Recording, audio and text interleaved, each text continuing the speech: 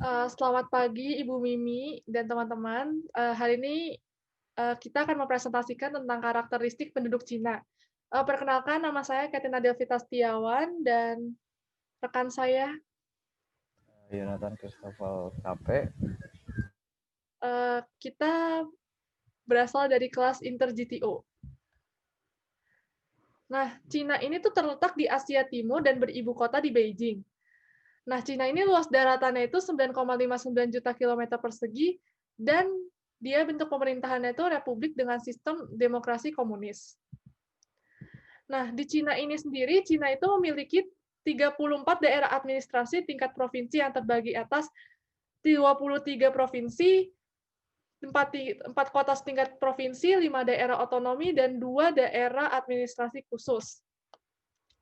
Buat 4 kota setingkat provinsinya itu ada Beijing, Shanghai, Tianjin, sama Chongqing. Untuk 2 kota daerah administrasi khusus itu ada di Hong Kong dan Macau. Penduduk di Cina sendiri ini jumlahnya itu ada 1,393 miliar, dan pendapatan per kapita di Cina itu 10.099 US dollar per kapita. Untuk di Cina sendiri, kepadatan penduduknya itu ada 136 jiwa per kilometer persegi. Suku bangsa di Cina itu paling besar itu Cina Han, sebesar 94%, dan 6% lainnya itu ada suku bangsa Mongol, Korea, Turki, Manchu, dan suku bangsa lainnya. Untuk agamanya, di Cina itu paling besar itu agama Konghucu, yaitu sebesar 60%, dan lainnya itu seperti Buddha itu hanya 15%, Taoisme cuma 13%, Kristen 11%, dan Islam 1%. Untuk postur tubuh di Cina, tinggi rata-rata pria di Cina itu 167,1 cm, sedangkan tinggi rata-rata wanita itu 155,8 cm. Nah, untuk berat badannya, pria ini rata-ratanya ini berat badannya 66,2 kg, sedangkan yang wanita ini 57,3 kg. Mayoritas warga di Cina ini berkulit putih dan memiliki bentuk wajah yang bulat. Nah, kalau untuk matanya itu biasa sipit dan biasa itu melengkung ke bawah. Untuk bentuk badannya, biasa bentuk badan warga Cina itu rata-rata ramping. Gaya hidup untuk masyarakat di Cina ini, warga Cina itu sangat disiplin, baik hal kecil maupun hal besar. Nah, warga di Cina ini juga memiliki etos kerja yang tinggi dan pekerja keras. Selain itu, mereka tuh hidupnya secara sederhana, karena mereka tuh menganut ajaran filsafat Konghucu yang mengajarkan untuk selalu hidup sederhana. Dan mereka itu lebih mendahulukan bekerja daripada makan, karena mereka sangat memiliki etos kerja yang tinggi, dan mereka ini lebih suka berjalan kaki, naik sepeda, dan angkutan umum.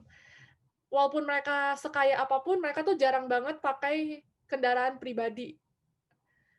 Dan gitu mereka, seperti yang kita kenal banget, masyarakat di Cina ini tuh pandai banget berdagang. Nah, hubungan sosial di Cina itu tuh, mereka tuh sangat mengagumkan, karena tuh yang muda ini tuh sangat menghormati banget yang tua.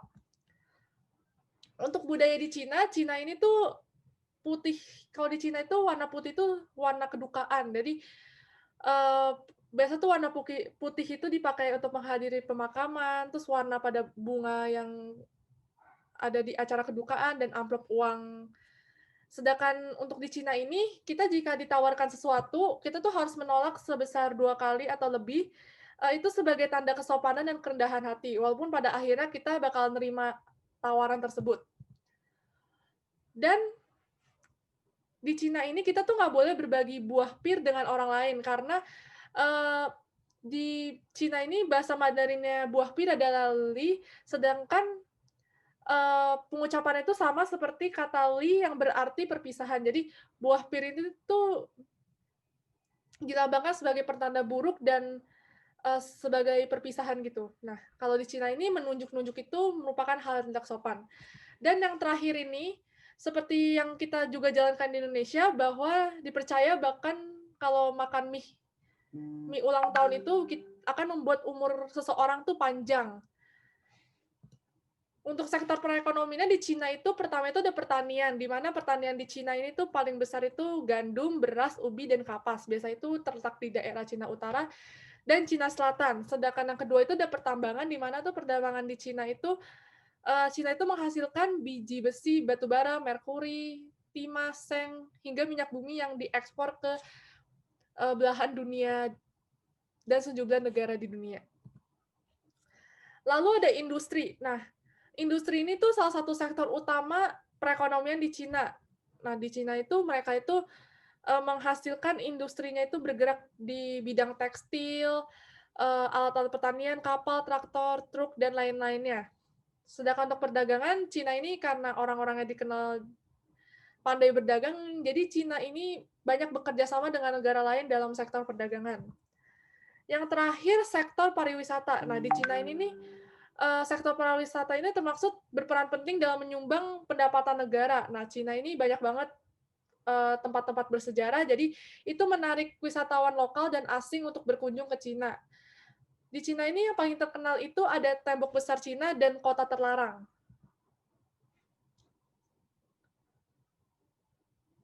Ya, selanjutnya ada bahasa yang digunakan di Cina.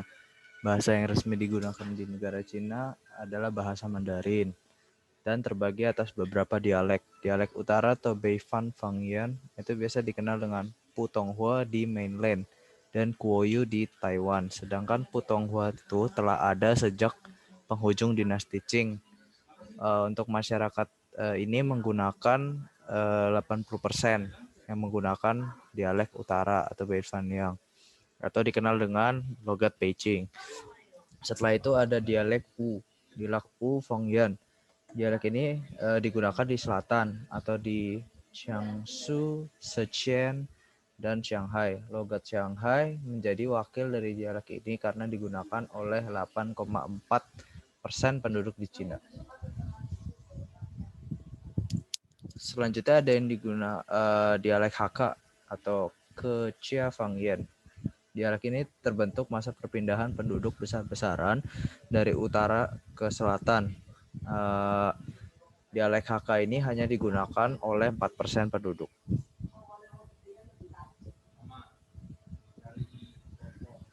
Selanjutnya ada dialek Min atau Min Fangyan. Masih ada argumentasi yang menganggap bahwa dialek Min itu merupakan bahasa yang sama sekali tidak ada hubungannya dengan bahasa Han.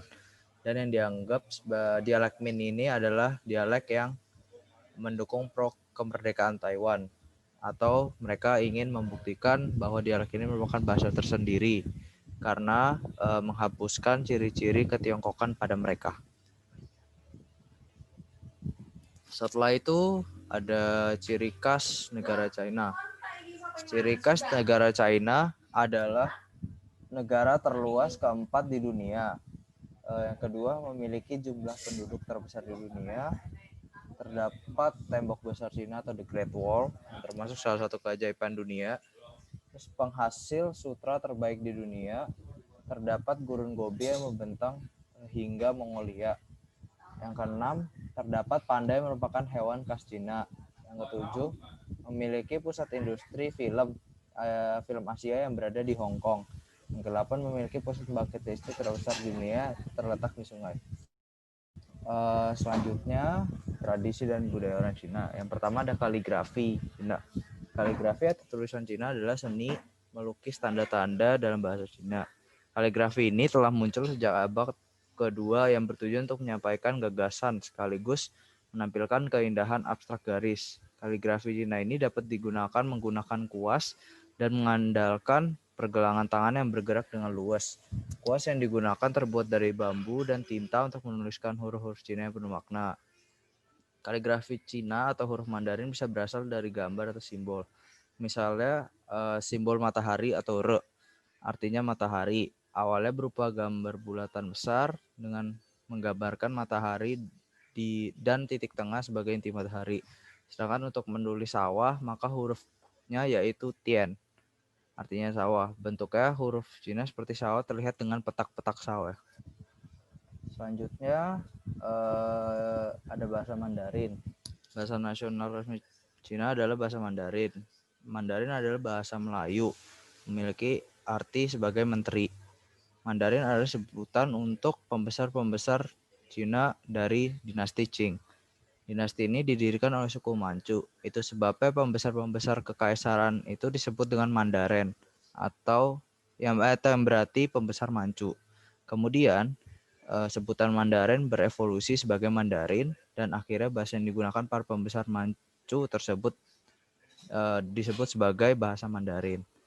Saat ini banyak orang yang pelajari bahasa Mandarin mengingat bahasa ini sangat berguna dalam komunikasi perdagangan dengan masyarakat Cina. Yang selanjutnya ada makanan Cina. Hampir seluruh negara dunia mengenal masakan Cina yang mudah diterima oleh lidah setiap orang. Masakan di Cina terkenal dengan bumbu yang sederhana namun memiliki ciri rasa yang khas. Masakan Cina biasanya tidak memerlukan waktu memasak yang terlalu lama sehingga dapat dihidangkan dengan segera dengan rasa yang nikmat. Misalnya capcay, kue tiao, koloke dan sejenisnya.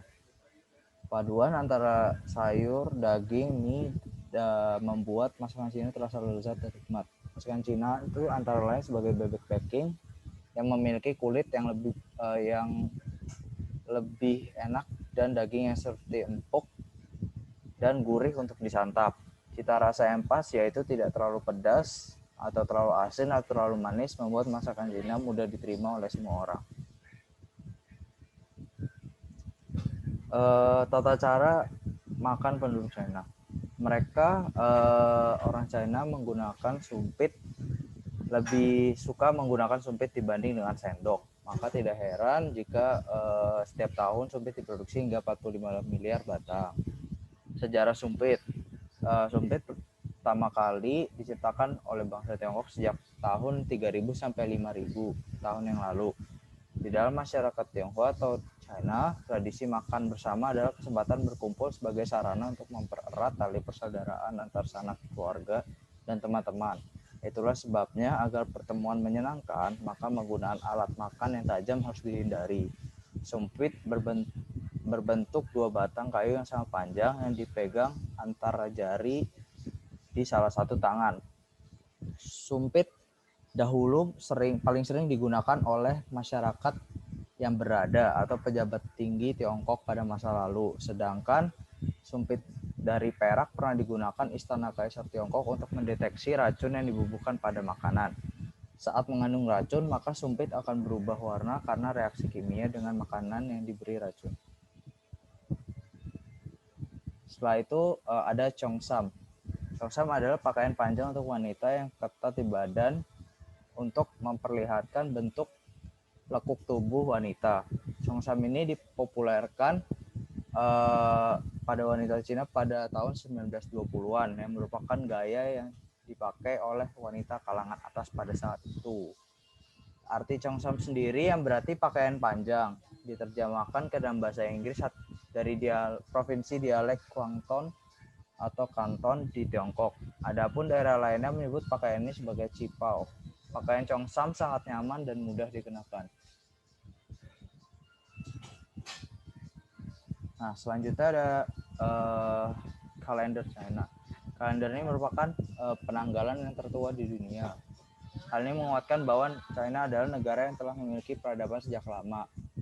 Kalender Cina atau Imlek telah digunakan sejak abad ke-3 sebelum Masehi. Kalender Cina pertama kali diciptakan oleh Huang Ti atau Maharaja Kuning yang memerintah pada tahun 2698 hingga 2599 sebelum Masehi.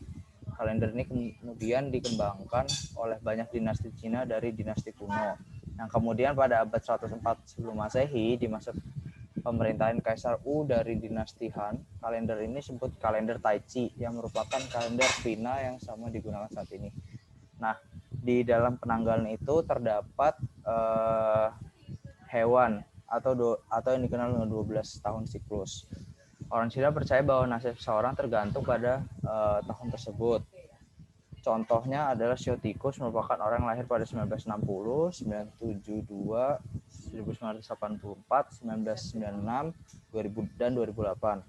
Orang yang memiliki Shio Tikus maka memiliki kepribadian yang menawan, licik, lucu dan setia. Ia dapat melakukan kerjasama yang menguntungkan dengan Shio Naga atau monyet, tetapi tidak dengan Shio Kuda. Nah, lalu ada kesenian yang berasal dari China. War Barongsai dari China. Kesenian pertama dari negeri Bambu dari China itu kesenian Barongsai.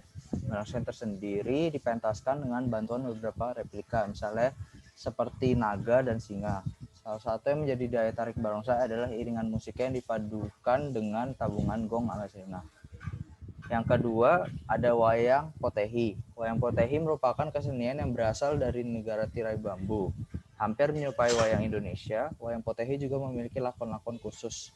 Bedanya adalah wayang potehi berasal dari boneka kain. Biasanya sang dalang akan memainkan lakon dengan memegang bagian dalam boneka tersebut. Setelah itu ada pian lian atau dikenal dengan kesenian merubah wajah. Kesenian khas Tionghoa yang selanjutnya adalah seni merubah wajah atau dikenal dengan pian lian.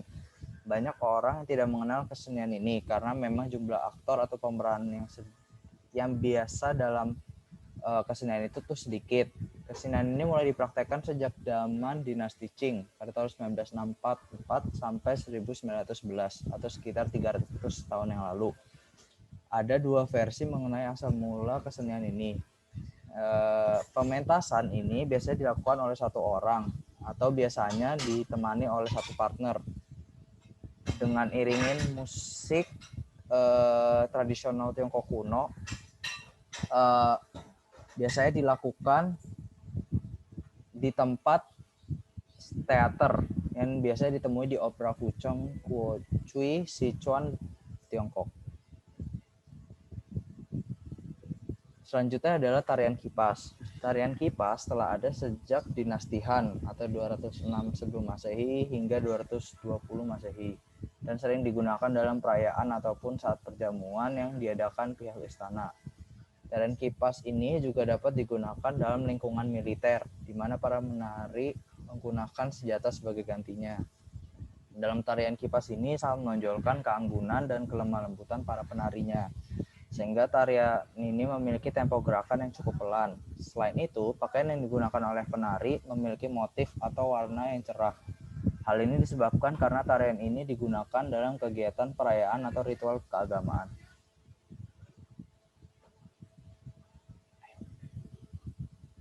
Lanjutnya ada opera Peking.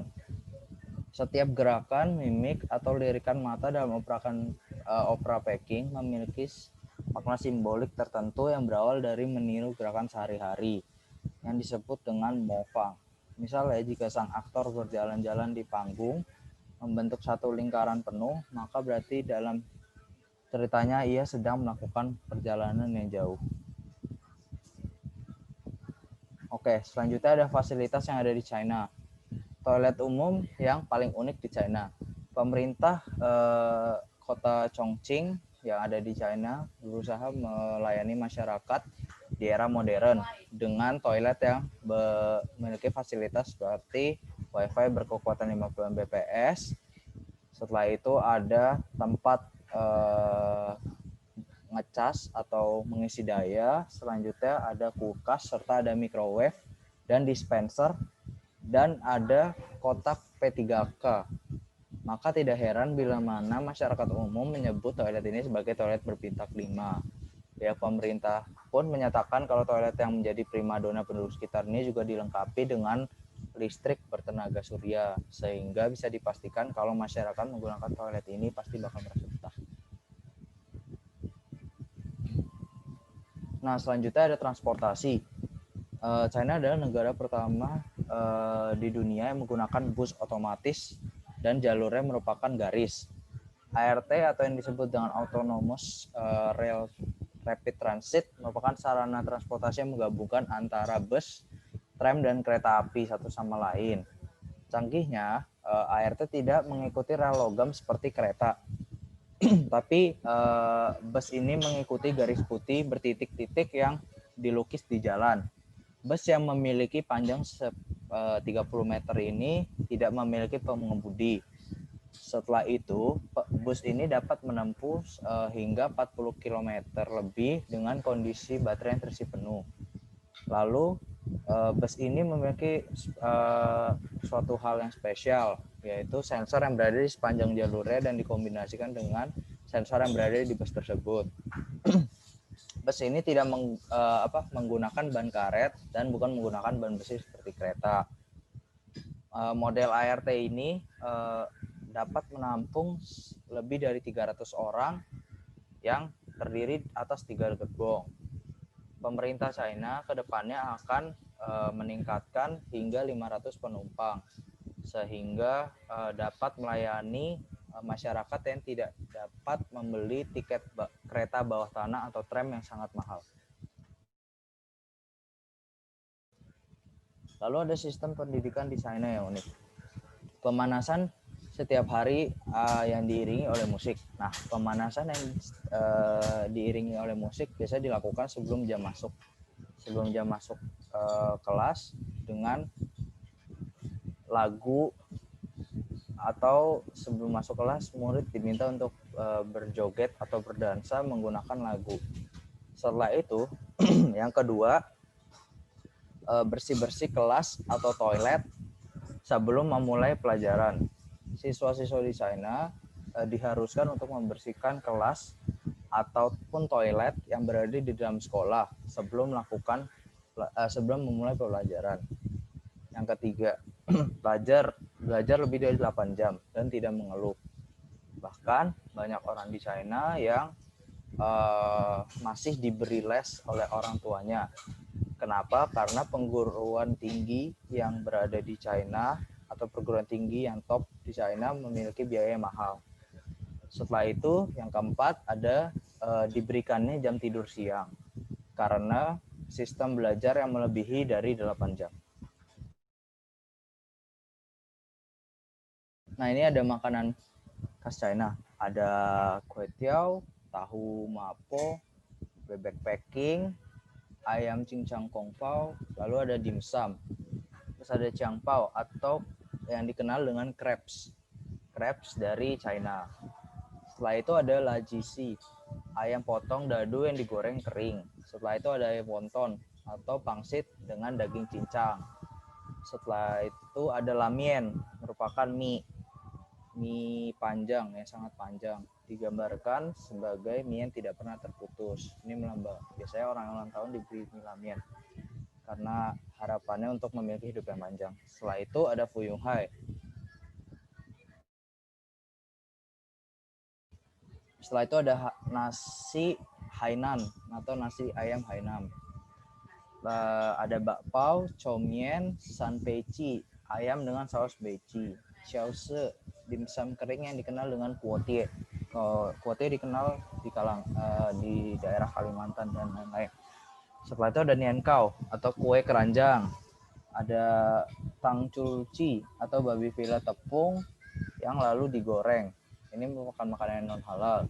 Setelah itu ada lumpia atau biasanya isinya menggunakan bambu muda. Yang ke-19 ada sapo tahu. Yang ke-20 ada capcay. Yang ke-21 ada ifumi. Ifumi merupakan mie yang digoreng dengan suhu yang sangat panas sehingga mengering. Setelah itu ada yuseng atau salad yang berasal dari Cina.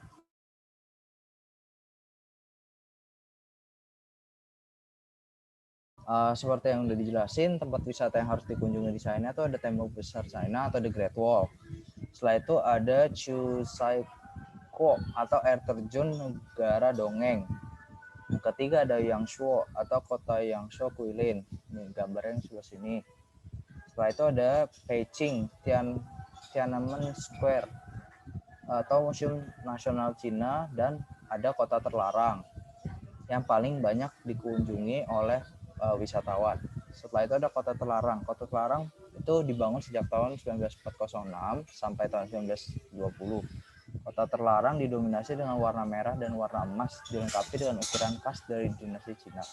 Warna tersebut akan mendominasi arsitek bangunan yang ada di dalam istana kota terlarang.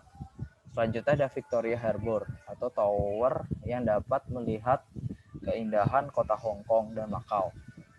Selanjutnya ada Terracotta Army. Di dalam Terracotta merupakan patung militer tentara militer yang berjumlah lebih dari 8.099 patung kuda dalam ukuran aslinya. Nah, gimana sih cara menyapa ala orang China?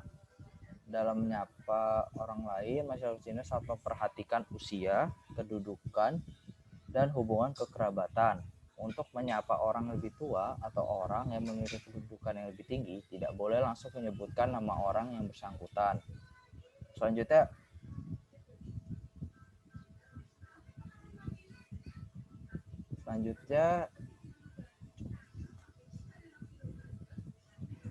selanjutnya ada privasi yang dianut oleh orang Cina. Privasi yang tidak boleh diganggu. Dalam hal ini, orang China tidak suka menggunakan email atau tidak mau menggunakan email karena email dianggap mengganggu mereka serta mengganggu privasi mereka. Orang Cina akan lebih baik bertemu secara langsung atau menggunakan pesan di WeChat. Setelah itu adanya dominasi aplikasi. Dominasi aplikasi WeChat sangat mendominasi kehidupan rakyat yang berada di China, sehingga WeChat dianggap sebagai alat mata-mata yang dibuat oleh pemerintah China.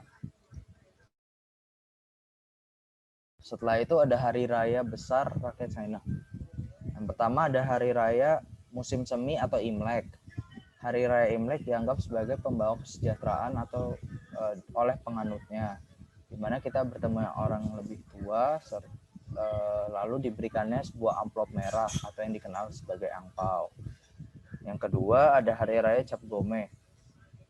Ini merupakan festival bulan purnama yang pertama yang dianggap sebagai persatuan dan keberuntungan.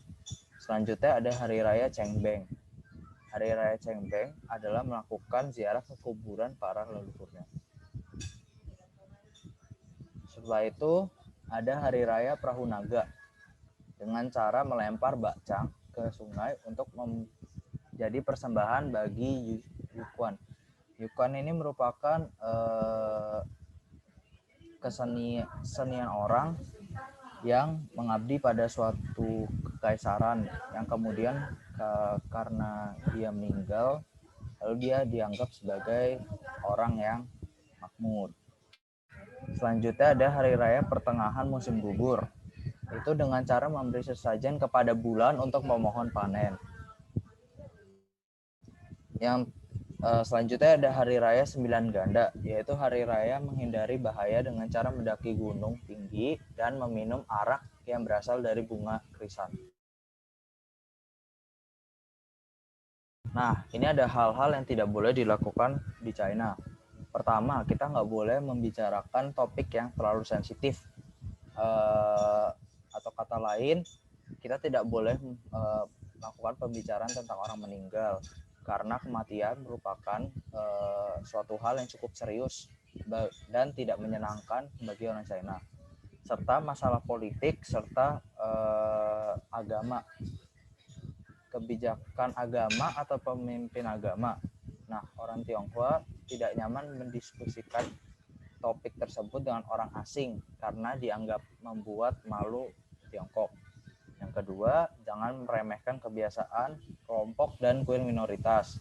Kita nggak boleh sembarangan kalau ingin masuk ke suatu tempat atau kuil yang dianggap sebagai ini minoritas. Ada beberapa cara yang perlu Anda mengetahui sebelum masuk ke dalam kuil ini. Itu untuk melepas topi, kacamata hitam, atau terkadang sepatu Anda sebelum memasuki baik kuil. Dan kita tidak boleh menunjuk secara sembarangan dengan jari kita. Selanjutnya ada jangan melakukan kontak pribadi yang dekat seperti pelukan atau ciuman ketika Anda bertemu dengan orang China. Melakukan pelukan atau ciuman biasa dilakukan oleh sebagian besar orang Asia, tetapi tidak dengan orang Cina. Orang Cina merasa tidak tertarik dengan berpelukan atau berciuman, tetapi lebih kepada menyapa secara lisan.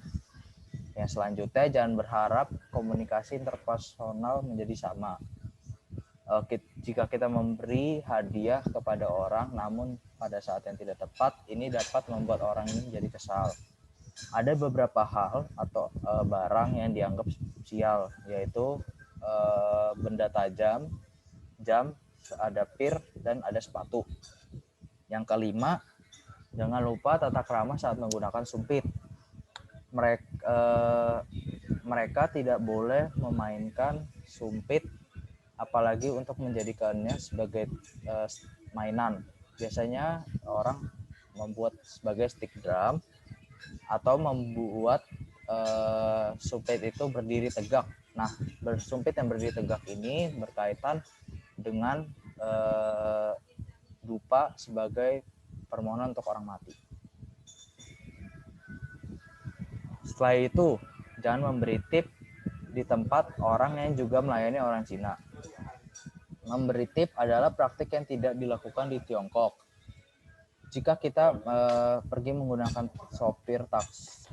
menggunakan taksi atau kita pergi ke suatu restoran, jangan harap kita memberikan tip karena itu orang dapat menjadi bingung serta mereka akan mengembalikan uang Anda. Setelah itu, jangan pernah mengandalkan kartu kredit Anda karena di sana kartu kredit mungkin tidak berguna seperti di negara Anda. Jika Anda menunjukkan kartu kredit Anda pada toko sebuah restoran, mungkin orang itu akan merasa bingung karena kartu kredit jarang sekali digunakan di China. Orang China biasanya menggunakan WePay atau aplikasi WeChat sebagai pembayaran, serta ada menggunakan Alipay. Selanjutnya jangan lupa membawa tisu toilet sendiri. Hanya hotel berbintang, stasiun, dan tempat berbintang lainnya yang menyediakan tisu toilet. Sedangkan seperti tempat-tempat wisata lain, jarang sekali kita menemukan tisu di dalamnya. Setelah itu jangan menggunakan layanan transportasi tanpa izin. Jika ada seseorang yang menawarkan taksi untuk diantarkan, itu dianggap ilegal karena taksi tersebut hanya digunakan untuk orang Cina sendiri. Disarankan agar menggunakan bus umum yang memiliki izin. Setelah itu ada jangan berpergian kecuali Anda terampil dalam berbahasa Mandarin. Kebanyakan orang Tionghoa tidak dapat berbahasa Inggris dengan baik, dan ini mungkin juga berbeda dari negara lain yang Anda pernah kunjungi. Jika Anda meminta bantuan orang lokal, Anda mungkin menemukan bahwa mereka bersedia membantu, tetapi Anda tidak dapat memahami kata-kata apa atau apa yang mereka bicarakan. Ya, terima kasih telah mendengarkan presentasi kami. Mohon maaf jika ada kesalahan kata. Saya Yonatan dan saya Katrina Delvita. Terima kasih telah mendengarkan presentasi kami. terima kasih.